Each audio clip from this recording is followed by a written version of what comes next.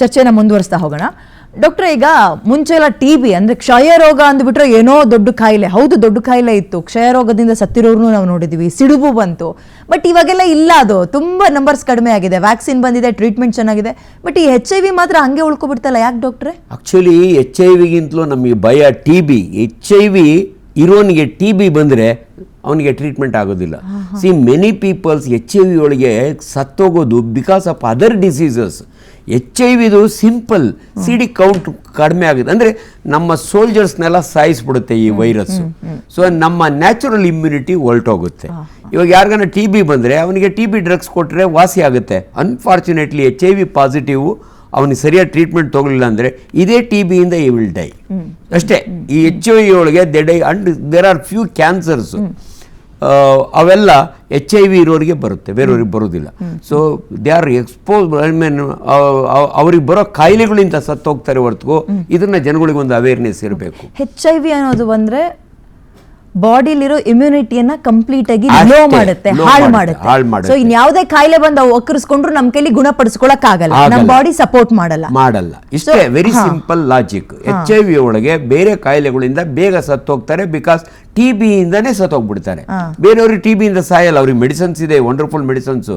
ಇವಾಗ ಇಂಡಿಯಾದೊಳಗೆ TB it's motherland of tuberculosis ಅಂತೀವಿ.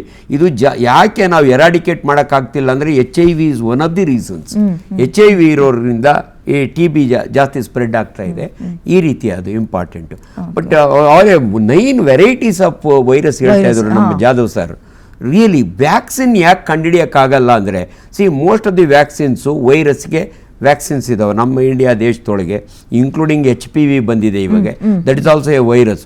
But ಇಲ್ಲಿ ಇದುವರೆಗೂ ಯಾಕೆ HIV ವ್ಯಾಕ್ಸಿನ್ ಬಂದಿಲ್ಲ ಅಂದರೆ this is one of the reason. I think Jadhav sir ಇನ್ನ ಅದನ್ನ ಕರೆಕ್ಟಾಗಿ ಹೇಳ್ತಾರೆ.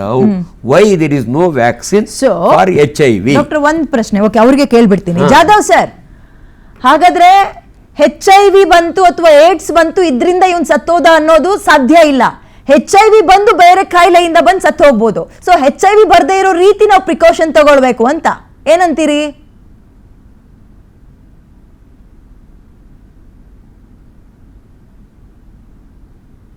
ಮೇಡಮ್ ನಾ ಮಾತಾಡಲ್ಲ? ನೀವೇ sir. Madam, HIV and TB they are partners in crime ಅಂತಾರೆ. ಯಾಕಂದ್ರೆ HIV ಬಂದ ತಕ್ಷಣ ಅಪಾರ್ಚುನಿಟಿ ಇನ್ಫೆಕ್ಷನ್ ಅದು ಇಮಿಡಿಯೇಟ್ಲಿ ಬರಲ್ಲ. ಯಾಕಂದ್ರೆ take some phase, AIDS phase ಅಂತಾರೆ, acquired immune deficiency syndrome. HIV infected individuals AIDS phase ಬರೋರಿಗೆ ಮಿನಿಮಮ್ 3 to 5 years ಆಗುತ್ತೆ.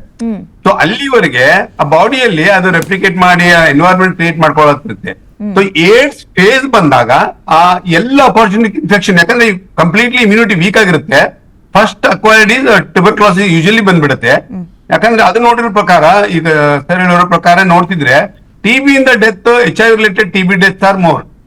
ಸೊ ಯಾಕೆಂದ್ರೆ ಅಬ್ವಿಯಸ್ಲಿ ಒಂದು ಟ್ಯೂಬರ್ಕ್ಯುಲೋಸಿಸ್ ಈಗ ಸ್ಪ್ರೆಡ್ ಇನಿಷಿಯಲಿ TB ಸ್ಪ್ರೆಡ್ ಆಗ್ತಿತ್ತು, ಜನರಲ್ ಟ್ಯೂಬರ್ಕ್ಯುಲೋಸಿಸ್ ಅಲ್ಲಿ ಇರ್ತಿತ್ತು. ಈಗ ಡ್ರಗ್ ರೆಸಿಸ್ಟೆಂಟ್ ಟ್ಯೂಬರ್ಕ್ಯುಲೋಸಿಸ್ ಬರ್ತಾ ಇದೆ.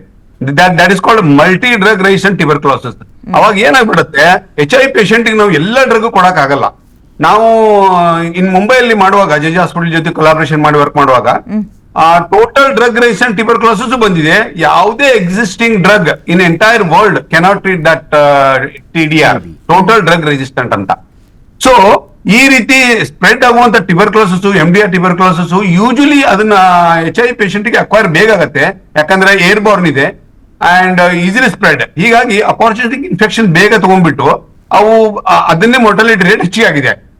ಅದನ್ನ ನೋಡಿದಾಗ ನಾವು ಓವರ್ ಆಲ್ ಅನ್ನ ನೋಡಿದಾಗ ನಮ್ಗೆ ಗೊತ್ತಾಗುತ್ತೆ TB ಶುಡ್ ಬಿ, ಯಾಕಂದ್ರೆ as per the guideline both should be treated. ಆದ್ರೆ ಫಸ್ಟ್ TB, ಈಗ HIV ಪೇಷಂಟ್ TB ಬಂದ್ಬಿಟ್ರೆ you should first reduce the tuberculosis. ಅಂದ್ರೆ ಮಲ್ಟಿ ಡ್ರಗ್ ಇರ್ಬೋದು, ಟೋಟಲ್ ಡ್ರಗ್ ಇರ್ಬೋದು. ಸೊ ಅದನ್ನ ಇಮಿಡಿಯೇಟ್ ಆಗಿ ಟ್ರೀಟ್ ಮಾಡಿ then continue the ART treatment, anti retroviral therapy treatment. So this is a procedure usually followed everywhere. ಆಮೇಲೆ madam ಇನ್ನೊಂದು 3-4 points clear ಮಾಡ್ಬಿಡ್ತೀನಿ ನಾನು. ನಾವು ವ್ಯಾಕ್ಸಿನ್ ಇದೆಯಾ ಇಲ್ವಾ ಅಂತ ನೋಡ್ರೆ, HIV ಗೆ ವ್ಯಾಕ್ಸಿನ್ ಇದೆಯಾ? ಎಸ್, ಇದೇ ಪಾಯಿಂಟಿಗೆ ಬರ್ತಾ ಇದೆ ಮೇಡಮ್. ಯಾಕಂದ್ರೆ ಓವರ್ ಆಲ್ ನಾವು ಸ್ಟಡಿ ಮಾಡಿದಾಗ, ಈಗ international AIDS society every year conference ಮಾಡುತ್ತೆ, ಏಡ್ಸ್ ಇಂಟರ್ನ್ಯಾಷನಲ್ ಕಾನ್ಫರೆನ್ಸಸ್. ನಾವು ನೋಡಿದ ಪ್ರಕಾರ HIV ಈಗ ಕೋವಿಡ್ ಅಲ್ಲಿ ಇನ್ನೇಟ್ ಇಮ್ಯುನಿಟಿ ಬರ್ತಾ ಇದೆ, ಇದು ರೆಕಾರ್ಡೆಡ್ ಇದೆ. ಆಮೇಲೆ ಸ್ಟೆಮ್ ಸೆಲ್ ಟ್ರಾನ್ಸ್ಪೋರ್ಟ್ ಮಾಡುವಾಗ ಎಷ್ಟೋ ಕೇಸು ಡಿಟೆಕ್ಟ್ ಆಗಿದ್ದಾವೆ. ಸೊ ಈ ರೀತಿ ಸ್ಟೆಮ್ ಸೆಲ್ ಟ್ರಾನ್ಸ್ಫರ್ ಮಾಡುವಾಗ ಡೆಲ್ಟಾ ಮ್ಯೂಟೇಷನ್ ಇರೋದು ಕೇಸಸ್ ಆರ್ ವೆರಿ ಫ್ಯೂ. ಈಗ ಏನ್ ಮಾಡ್ತಿದೆ, ಅಡ್ವಾನ್ಸ್ ಟೆಕ್ನಾಲಜಿ ವ್ಯಾಕ್ಸಿನ್ ಮಾಡ್ತಾ ಇದ್ದಾರೆ.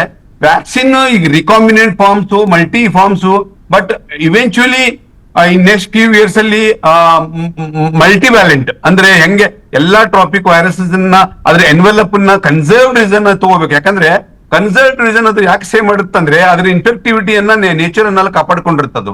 ಸೊ ಆ highly conserved reason of all substrains ತಗೊಂಡ್ಬಿಟ್ಟು ದೇ ಆರ್ ಫೋಕಸಿಂಗ್ ನಾವು ಮಲ್ಟಿ ನ್ಯಾಷನಲ್ ಫಾರ್ಮಾಸ್ಯೂಟಿಕಲ್ ಕಂಪನೀಸು ಎಲ್ಲ ಫೋಕಸ್ ಮಾಡ್ತಾ ಇದ್ದೇವೆ. Hopefully next near in few years definitely there will be a vaccine ಬಂದೇ ಬರುತ್ತೆ. ಬಟ್ ಅದನ್ನ ಕ್ಲಿನಿಕಲ್ ಟ್ರಯಲ್ ಮಾಡ್ಬಿಟ್ಟು ಎಷ್ಟು ಎಫಿಕಸಿ ಅದ್ರದ ಸೂಟಬಿಲಿಟಿ ಅಂಡ್ ಸ್ಟಡೀಸ್ ಆದ್ಮೇಲೆ ಅದ್ರದ್ದು ನಾವು ಎಫೆಕ್ಟಿವ್ನೆಸ್ ಹೇಳ್ಬೋದು. ಆಮೇಲೆ ಇನ್ನೊಂದು ಅಂದ್ರೆ HIV ಕ್ಯೂರ್ ಆಗಿದ್ದಾರೆ ವರ್ಲ್ಡ್ ಅಲ್ಲಿ. ಅದು ಕ್ಯೂರ್ ಸ್ಟ್ರಾಟಜಿ ಅಂದ್ರೆ ರೆಮಿಷನ್ ಆಗತ್ತೆ, ಅದರಲ್ಲಿ ಇನ್ನೇಟ್ ಇಮ್ಯುನಿಟಿ ಇದೆ. ವರ್ಲ್ಡ್ ಅಲ್ಲಿ 10 ಜನ ಕ್ಯೂರ್ ಆಗಿದ್ದಾರೆ. ಫಸ್ಟ್ ಕೇಸಸ್ ಟಿಮೋತಿ ಬ್ರೌನ್ ಅಂತ. ಸೊ ಅವರು the example of a person who cured HIV naturally. So England Berlin case ಇದೆ, UK ಕೇಸ್ ಇದೆ. ಸೊ ಈ ರೀತಿ ಇಮ್ಯುನಿಟಿ ಇದೆ. ಬಟ್ ಅದು ಎಕ್ಸ್ಪೋಜರ್, ಅದು ಜಾಗ್ರಫಿಕಲ್ ಲೊಕೇಶನ್, ಆ ಪರ್ಸನ್ಗೆ ಹೆಂಗೆ ಇಂಡ್ಯೂಸ್ ಆಗಿದೆ, ಅದು ಜೆನೆಟಿಕ್ ಮೇಕಪ್ ಹೆಂಗಿದೆ, ಇದೆಲ್ಲ ಸೈನ್ಸ್ ಬೇಸ್ಡ್ ರಿಸರ್ಚ್ ನಡೀತಾ ಇದೆ. ಡೆಫಿನೆಟ್ಲಿ ಇನ್ ಫ್ಯೂಚರ್ ಅಲ್ಲಿ HIV ಕ್ಯೂರ್ ಬಗ್ಗೆ ಒಂದು ಕನ್ಸರ್ನ್ ಇದೆ. ಸಾರಿ ಟು ಇಂಟರಪ್ಟ್, ಒಂದೇ ಒಂದು ಪ್ರಶ್ನೆ ಕೇಳ್ತೀನಿ. ಅಂಜನಪ್ಪ ಸರ್ಗೂ ಅದನ್ನೇ ಕೇಳ್ತಾ ಇದೆ. HIV ಬಂದ್ರೆ ಏನಾಗುತ್ತೆ? HIV ಬಂದ್ರೆ ಬಾಡಿಲಿರೋ ಇಮ್ಯುನಿಟಿ ಪೂರ್ತಿಯಾಗಿ ಕಡಿಮೆ ಆಗುತ್ತೆ ಮಾತ್ರನಾ ಅಥವಾ ಬೇರೆ ಸಮಸ್ಯೆ ಆಗತ್ತಾ? ಲೈಕ್ ಕರೋನಾದಲ್ಲೂ ಇಮ್ಯುನಿಟಿ ನಮ್ಮಲ್ಲಿ ಚೆನ್ನಾಗಿರ್ಲಿಲ್ಲ ಅಂದ್ರೆ ಕರೋನಾ ಬರ್ತಾ ಇತ್ತು, ಕಾಯಿಲೆಯಿಂದ ಬೀಳ್ತಾ ಇದ್ವಿ, ಎಷ್ಟೋ ಜನ ಹೆದರ್ಕೊಂಡೇ ಸತ್ರು ಕರೋನಾ ಟೈಮ್ನಲ್ಲಿ. ಸೊ HIV ಅಂದ್ರೆ ಏನು? ನಮ್ಮನ್ನ ಸಾಯಿಸತ್ತಾ ಅಥವಾ ನಮ್ಮನ್ನ ರಕ್ಷಣೆ ಮಾಡ್ಬೇಕಾಗಿರೋ ಇಮ್ಯುನಿಟಿಯನ್ನ ಕುಗ್ಗಿಸತ್ತಾ?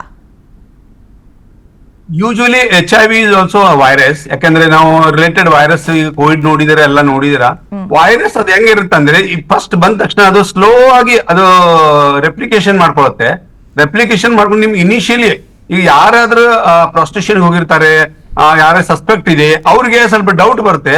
ಅವಾಗ ಏನ್ ಮಾಡ್ಬೋದು ಅಂದ್ರೆ ವಿದಿನ್ 1 ಮಂತ್ ನೀವು HIV P24 ಆಂಟಿಜೆನ್ ಟೆಸ್ಟ್ ಅಂತ ಇದೆ, ಅದು ಆಂಟಿಜೆನ್ ಟೆಸ್ಟ್ ಮಾಡಿದ್ರೆ ನಿಮ್ಗೆ ವಿದಿನ್ 1 ಮಂತ್ ಒಳಗಡೆ ನಿಮ್ಗೆ ಗೊತ್ತಾಗುತ್ತೆ whether P24 is HIV specific antigen.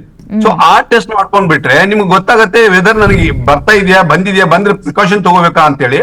ಇಲ್ಲಂದ್ರೆ ಯೂಶಲಿ 2 ರಿಂದ 3 ತಿಂಗಳು ಬೇಕಾಗುತ್ತೆ ಆಂಟಿಬಾಡಿ ಡೆವಲಪ್ ಆಗ್ಲಿಕ್ಕೆ. ಯಾಕಂದ್ರೆ ಅದು ಇಮ್ಯುನಿಟಿಯಲ್ಲಿ ಅದು ಅಡಾಪ್ಟ್ ಮಾಡ್ಕೊಳುತ್ತೆ. 2 ರಿಂದ 3 ತಿಂಗಳ ಆದ್ಮೇಲೆ ನೀವು ಎಲೈಸಾ ಮಾಡ್ಬೋದು. ಈಗ 4th ಜನರೇಷನ್ ಟೆಸ್ಟಿಂಗ್ ಕಿಟ್ ಬಂದಿದಾವೆ, ಅವು ಮಾಡ್ಬೋದು. ಒಂದೇ ಒಂದು ಮಾತು ಸರ್, HIV ಕಾಯಿಲೆಯಿಂದ ಸತ್ತೋಗ್ತಾರ ಅಥವಾ ಬೇರೆ ಕಾಯಿಲೆಯಿಂದ ಸತ್ತೋಗ್ತಾರ ಅಂತ ಅಷ್ಟೇ ಕ್ಲಾರಿಫಿಕೇಶನ್. ಇವಾಗ TB ಇಂದ ಸತ್ತೋಗ್ತಾರೆ ಅಂತೀವಿ ನಾವು. ಸೊ HIV ಇಂದ ಸತ್ತೋಗ್ತಾರ ಅಥವಾ HIV ಒಳಗೆ ಬೇರೆ ಕಾಯಿಲೆಯಿಂದ ಸತ್ತೋಗ್ತಾರ ಅಂತ ಸರ್. ಈಗ HIV ಇಂದ ಮತ್ತೆ TB ಅದರ ಅಪರ್ಚುನಿಟಿಗೆ ಇಷ್ಟೇ ನಿಖರವಾಗಿ ಹಿಂಗ್ ಸಾಯ್ತಾರಂತ ಹೇಳೋದು ಅಸಾಧ್ಯ. ಯಾಕಂದ್ರೆ ಅದು ಅಕ್ವೈರ್ ಆಗಕ್ಕೆ ಬಾಡಿ ವೀಕ್ ಇರೋದ್ರಿಂದ ಅದರ ಅಪರ್ಚುನಿಟಿ ಆರ್ಗ್ಯಾನಿಸಮ್ ಬೆಳೆಯುತ್ತೆ. ಬಟ್ ಸ್ಟ್ಯಾಟಿಸ್ಟಿಕಲಿ HIV ಇಂದನೇ ಸತ್ತಿದ್ದಾರೆ, ಅದರ ಇನ್ಫೆಕ್ಷನ್ ಇಂದ ಸತ್ತಿದ್ದಾರೆ ಅಂತ ಯಾವ್ದು ಸ್ಟಡಿ ಪ್ರೂಫ್ ಇನ್ನೂವರೆಗೆ ಯಾವ ಇಲ್ಲ. ಸೊ ಅದ್ರ ಬಗ್ಗೆ ನಾವು ಕ್ಲಿಯರಿಟಿಯಾಗಿ ಹೇಳಕ್ ಆಗಲ್ಲ. ಸರ್, ಒಂದು ಸಿಂಪಲ್ ಆಗಿ ಜನಕ್ಕೆ ಅರ್ಥ ಮಾಡಿಸ್ಬೇಕು. HIV ಅಂದ್ರೆ ಮುಜುಗರ ಪಡ್ಕೋಬೇಡಿ. HIV ಅನ್ನೋ ಅನುಮಾನ ಬಂತು ಅಂದ್ರೆ ಹೋಗಿ ತೋರಿಸ್ಕೊಳ್ಳಿ ಅನ್ನೋಕೆ. ಈ ಕರೋನಾ ಮುಟ್ಟಿದ್ರೆ ಬರ್ತಾ ಇತ್ತು, ಕರೋನಾ ಒಬ್ರು ಉಸಿರನ್ನ ಇನ್ನೊಬ್ರು ತಗೊಂಡ್ರೆ ಬರ್ತಾ ಇತ್ತು. HIV ರಕ್ತದಿಂದ ಬರುತ್ತೆ. Simple sir? ಎಷ್ಟು ಸಿಂಪಲ್. ರಕ್ತ, ಬಾಡಿ ಸೆಕ್ರಿಷನ್ಸ್, ಸಲೈವಾ, ಅಮ್ಮನ ಡೆಲಿವರಿ ಟೈಮ್ ನ fluid, body fluid and blood ಅಷ್ಟೇ. ಉಸಿರಿಂದ ಬರಲ್ಲ, ಕೈ ಶೇಕ್ನಿಂದ ಬರಲ್ಲ. ಕೊರೋನಾ ಒಳಗೆ ಏನ್ ಅನ್ಕೊಂಡ್ವಲ್ಲ ಅದು ಹಾಗೆ ಬರುತ್ತೆ. HIV ನೀವು ಹೇಳ್ದಾಗೆ only blood and body secretion, ಒಬ್ಬರಿಂದ ಇನ್ನೊಬ್ಬರಿಗೆ ಬರ್ತದೆ. Anyway, thank you. Yes doctor, ಏನೋ ಹೇಳಕ್ ಬಂದ್ರಿ, ಮುಂದುವರಿಸಿ. Especially blood and body secretions. ಆಮೇಲೆ ಪರ್ಸೆಂಟೇಜ್ ಏನಿದೆ ಅಂದ್ರೆ ಬ್ಲಡ್ ಅಲ್ಲಿ ಹೈಯೆಸ್ಟ್ ಇದೆ. ಆಮೇಲೆ ಫಾಲೋಡ್ ಬೈ ಸಿಮೆನ್ ಇಂದ secretion, followed by other fluids including vaginal fluids as well as saliva. In the very rare case ನಾವೇ ಫಸ್ಟ್ ರಿಪೋರ್ಟ್ ಮಾಡಿದೇವಿ ಏಷ್ಯಾದಲ್ಲಿ. 1 case has occurred HIV transmission through saliva. So ಅದು ಯಾಕಂದ್ರೆ occupational exposure human bite ಮಾಡಿದಾಗ so we should give pre exposure prophylaxis. ಯಾಕಂದ್ರೆ ಈ give 6 month treatment of pre exposure prophylaxis ಕೊಟ್ರೆ ಅದು ಆಕ್ಯುಪೇಷನಲ್ ಎಕ್ಸ್ಪೋಜರ್ ಆದ್ರೂ we can prevent it. So ಈ ರೀತಿಯಾಗಿ ನಾವು ಎಲ್ಲ ಏನ್ ಅವೇರ್ನೆಸ್ ತಗೋಬೇಕು, ಆಕ್ಯುಪೇಷನಲ್ ಎಕ್ಸ್ಪೋಜರ್ ಆದ್ರೆ ಏನ್ ಮಾಡ್ಬೇಕು, US ಅಪ್ಡೇಟೆಡ್ ಗೈಡ್ಲೈನ್ಸ್ ಇದೆ, ಡಾಕ್ಟರ್ಸ್ ಎಲ್ಲ ಅಪ್ಡೇಟೆಡ್ ಗೈಡ್ಲೈನ್ಸ್ ಹೇಳ್ಬಿಟ್ರೆ so they can also treat it. ಯಾವುದೇ ಕೈಂಡ್ ಆಫ್ ರಿಸ್ಕ್ ಫ್ಯಾಕ್ಟರ್ ಅದನ್ನು ಇಫೆಕ್ಟಿವ್ ಆಗಿ ಟ್ರೀಟ್ ಮಾಡಬಹುದು ಅಂತ ನನ್ನ ಅನಿಸಿಕೆ. Well thank you so much. 3 ಜನಕ್ಕೆ ಕಾರ್ಯಕ್ರಮದಲ್ಲಿ ಭಾಗಿಯಾಗಿ ಅತ್ಯದ್ಭುತ ಮಾಹಿತಿಗಳನ್ನ ತಿಳಿಸ್ಕೊಟ್ರಿ. ಥ್ಯಾಂಕ್ ಯು ಅಂತ ಹೇಳ್ತಾ ಈಗ ಜನ್ಸಿಗಳ ವಿಚಾರಕ್ಕೆ ಬರೋಣ, ಜಿಲೇನಿಯಲ್ಸ್ ಅಂತ ಕರೆಸ್ಕೊಳ್ಳೋ ನಮ್ಗಳ ವಿಚಾರಕ್ಕೆ ಬರೋಣ. ನೋಡ್ರಿ, ಈಗ HIV ಹೇಗ್ ತಡೆಗಟ್ಟೋದು ಎಲ್ರಿಗೂ ಗೊತ್ತಿದೆ ಡಾಕ್ಟ್ರೆ. ಅದು ಅನ್ಪ್ರೊಟೆಕ್ಟೆಡ್ ಸೆಕ್ಸ್ ಅಂದ್ರೆ ಸುರಕ್ಷಿತವಲ್ಲದ ದೈಹಿಕ ಸಂಪರ್ಕ ಬಳಸಿದ್ರೆ HIV ಬರೋ ಸಾಧ್ಯತೆ ಇದೆ ಅಂದಿದ್ದಾರೆ. ಸೊ ಅದ್ರ ಬಗ್ಗೆ ನಮಗೆ ಗಮನ ಇದೆ. ಡ್ರಗ್ಸ್ ತಗೊಳ್ಳುವ ಹುಡುಗರು ಒಂದೇ ಸೂಜಿನ ಅಷ್ಟೂ ಜನ ಬಳಸ್ಕೊಂಡ್ರೆ ಅದ್ರಲ್ಲಿ ಯಾರೋ ಒಬ್ಬನಿಗಿದ್ರೆ ಅದು ಕೂಡ ಬರುತ್ತೆ ಅನ್ನೋದು ಗೊತ್ತಿದೆ. ಇನ್ನು ತಾಯಿ ಎದೆ ಹಾಲಿನಿಂದ ಮಗುವಿಗೆ ಬರುವ ಸಾಧ್ಯತೆಗಳ ಬಗ್ಗೆ ಕೂಡ ಮಾತಾಡ್ತಾ ಇದ್ರು. ಇದು ಯಾವುದು ಕೂಡ ತಪ್ಪಿಸುವ ಹಂತ ನಮಗೆ ಗೊತ್ತಿದ್ಮೇಲೆ ನಾವು ಇವಾಗ ಚಾಲೆಂಜ್ ತಗೋಬೇಕಾಗಿರೋದು ಏನ್ ಗೊತ್ತಾ? ಇದು ಬರ್ದೇ ಇರೋ ರೀತಿ ನೋಡ್ಕೊಳ್ಳೋದು ಹೇಗೆ, ಒಂದ್ ಕಡೆ ಬಂದಿರೋದನ್ನ ಎಚ್ಚರಿಕೆ ಪಡ್ಕೊಳ್ಳೋದು ಹೇಗೆ ಟೆಸ್ಟ್ ಮಾಡಿಸ್ಕೋಬೇಕು. ಈಗ ಸ್ಕೂಲ್ ಕಾಲೇಜ್ ಅಲ್ಲ, ಡಿಗ್ರಿ ಕಾಲೇಜ್ಗಳಲ್ಲಿ ಮತ್ತೆ ಎಂಜಿನಿಯರಿಂಗ್ ಕಾಲೇಜ್ಗಳಲ್ಲಿ ಇದ್ರ ಬಗ್ಗೆ ಗೌಪ್ಯತೆಯನ್ನ ಕಾಪಾಡಿಕೊಂಡು ಟೆಸ್ಟ್ ಮಾಡ್ತಾರಂತೆ. ಇದೆಲ್ಲದಕ್ಕಿಂತ ಹೆಚ್ಚಾಗಿ ನಾನು ಜೆನ್ಸಿಗಳಿಗೆ ಹೇಳ್ತೀನಿ ಕೇಳಿ, ಜೆನ್ಸಿಗಳು ಅಂದ್ರೆ ಟ್ರೆಂಡ್ ಸೆಟ್ಟರ್ಗಳು. ಯಾರೋ ಮಾಡಿದ ಟ್ರೆಂಡ್ ಅನ್ನ ಫಾಲೋ ಮಾಡಲ್ಲ, ಟ್ರೆಂಡ್ ನ ಸೆಟ್ ಮಾಡ್ತಾರೆ. ಇಲ್ಲಿ ಟ್ರೆಂಡ್ ಸೆಟ್ ಆಗ್ಬೇಕಾಗಿದೆ. ಒಗ್ಗಟ್ಟಿನಲ್ಲಿ ಬಲ ಇದೆ ಅಂತಾರಲ್ಲ, ಹಂಗೆ ಯಾರೋ ಒಬ್ಬ HIV ಇರಬಹುದು, ಅವನಿಗೆ ಅನುಮಾನ ಇರ್ಬೋದು ಅಥವಾ ಪಾಸಿಟಿವ್ ಕೂಡ ಇರ್ಬೋದು, ಅವ್ನು ಹೋಗಿ ತೋರಿಸ್ಕೊಳ್ಳಲ್ಲ. ಇಡೀ ಗುಂಪು ಹೋಗಿ ತೋರಿಸ್ಕೊಳ್ತು, ಟೆಸ್ಟ್ ಮಾಡಿಸ್ಕೊಳ್ತು ಅಂದ್ರೆ ನಮ್ಮಲ್ಲಿ ಅವನು ಒಬ್ಬ ಬರ್ತಾನೆ. ಸೊ ನಾವಲ್ಲಿಗೆ ನಮ್ಮೊಬ್ಬರನ್ನ ಪ್ರೊಟೆಕ್ಟ್ ಮಾಡ್ಕೊಂಡಂಗಾಗಲ್ಲ, ಬದಲಿಗೆ ಸಮಾಜವನ್ನು ಕೂಡ ಬದಲಾಯಿಸ್ದಂಗಾಗುತ್ತೆ, ಕಾಯಿಲೆಯಿಂದಲೂ ದೂರ ಅಥವಾ ಮುಕ್ತ ಮಾಡ್ದಂಗಾಗುತ್ತೆ. ಸೊ HIV ಅಂತ ಬಂದಾಗ ನಮ್ಮ ತಂದೆ ತಾಯಿಗಳು ಇವತ್ತಿಗೂ ಅದ್ರ ಬಗ್ಗೆ ಭಯ ಪಡ್ತಾರೆ, ಮುಜುಗರ ಪಡ್ತಾರೆ. ಬಟ್ ಜೆನ್ಸಿ ಅಥವಾ ಯೂತ್ಸ್ ಅಂತ ಕರೆಸ್ಕೊಳ್ಳೋ ನಾವುಗಳು ಇದನ್ನ ಬದಲಾಯಿಸಲೇಬೇಕಾದಂತಹ ಅನಿವಾರ್ಯತೆಯಲ್ಲಿದ್ದೀವಿ. ಯಾಕಂದ್ರೆ ನಮ್ಮಿಂದ ಇನ್ನು 10 ಜನಕ್ಕೆ ಒಳ್ಳೇದಾಗುತ್ತೆ, ಅಥವಾ 100 ಜನರಲ್ಲಿ ಯಾರೋ ಇಬ್ರು ಈ ಸಮಸ್ಯೆಯಿಂದ ಇದ್ದವರಿದ್ರೆ ಅವರಿಗೆ ಒಂದ್ ರೀತಿ ಮುಜುಗರ ಆಗ್ದಲ್ಲ ಇರೋ ರೀತಿ ಅವನು ಹಾಸ್ಪಿಟಲ್ಗೆ ಹೋಗಿ ತೋರಿಸ್ಕೊಳ್ಳೋ ರೀತಿಯಲ್ಲಿ ನಾವು ಮಾಡಬೇಕು. ಅಂದ್ರೆ ನಾವೆಲ್ಲರೂ ಈ ಟ್ರೆಂಡ್ ಸೆಟ್ ಅನ್ನ ಮಾಡಲೇಬೇಕು. ಅದು HIV ಟೆಸ್ಟ್ ಮಾಡಿಸಿ ನನಗೆ ಪಾಸಿಟಿವ್ ಇಲ್ಲ ನೆಗೆಟಿವ್ ಇದೆ ಅಂತ ತೋರಿಸ್ಬಿಟ್ರೆ ಅದು ನಿಜವಾದ ಹೆಮ್ಮೆ. ಇದು ಹೆಂಗೆ ನಾವು ಕನ್ಸಿಡರ್ ಮಾಡ್ಬೇಕು ಗೊತ್ತಾ? ವೋಟ್ ಹಾಕಿದಾಗ ನಾವು ಇಲ್ಲಿ ಮಾರ್ಕ್ ಹಾಕಿರುತ್ತೆ, ನಾನು ವೋಟ್ ಹಾಕಿ ಬಂದಿದ್ದೀನಿ ಅಂತ ತೋರಿಸ್ತೀವಲ್ಲ, ಹಾಗೆ HIV ಇಂದ ನಾನು ಸಮಾಜವನ್ನ ಕಾಪಾಡ್ತಾ ಇದ್ದೀನಿ ಅನ್ನೋದಕ್ಕೂ ಇದೊಂದು ನೆಗೆಟಿವ್ ಬಂದಿದೆ ಅಂತ ತೋರಿಸಬೇಕಾಗಿದೆ ಇವತ್ತಿನ ಜೆನ್ಸಿ ಯುಗ. ಏನಂತೀರಾ ಡಾಕ್ಟ್ರೆ? This is a perfect conclusion. Yes, I am thank so you. Proud. ಇವತ್ತಿನ ಡಿಸ್ಕಷನ್ ನ ಕರೆಕ್ಟ್ ಆಗಿ ಕನ್ಕ್ಲೂಡ್ ಮಾಡಿದ್ದೀರಾ.